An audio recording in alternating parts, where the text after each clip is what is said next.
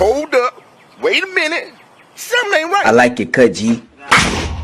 As soon as I joined the game, I was witness to a crime against humanity. This yellow man with a stylish hat had kicked his little infant into the air. What has humanity come to? No. Hey!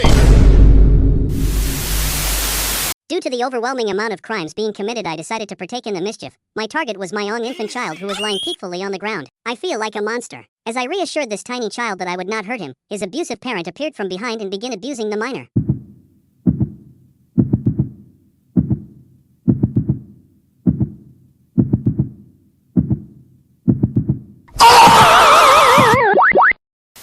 What the? A few moments later. Okay, next game. I was instantly greeted by a loading screen. I was then prompted to turn on notifications for a free legendary pet. Yeah, right. Just by looking at the UI you can understand which game this is trying to rip off. It even copied the stock system. The original game, which is not going to be named, was not an amazing game by any means. It has had and still does have many issues such as bots and pay to win. However, at least the game had originality. Is it that hard to make an original game? What are you aiming at? What are you aiming at? I placed down my first egg and hatched it in a matter of seconds. Yeah, boy. The game also contains modifiers similar to the original. Once the egg hatched, I received a new friend. Yes, sir. Yes, sir. Yes, sir. Now I won't be lonely. My new friend can now work as my slave, producing money which will be used for very legal and not mischievous reasons. My friend gave me a rainbow which according to the game is worth a pretty penny. All I have to do is talk to a Nepa baby.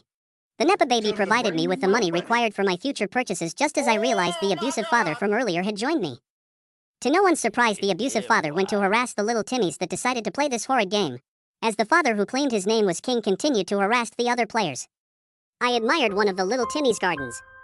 I was jealous of him. My jealousy turned into anger as I belittled the game for its poor quality.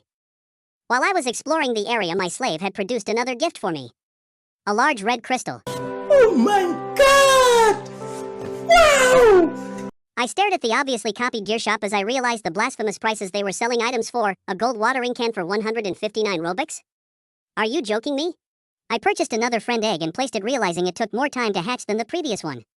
I obviously wasn't waiting for that long and left to see the lifeless Timmies that play this game on its leaderboard. No way people are richer in this game than the original.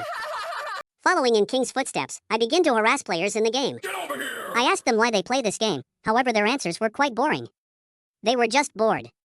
If you're bored, why not just play a good game, like Bloxburg?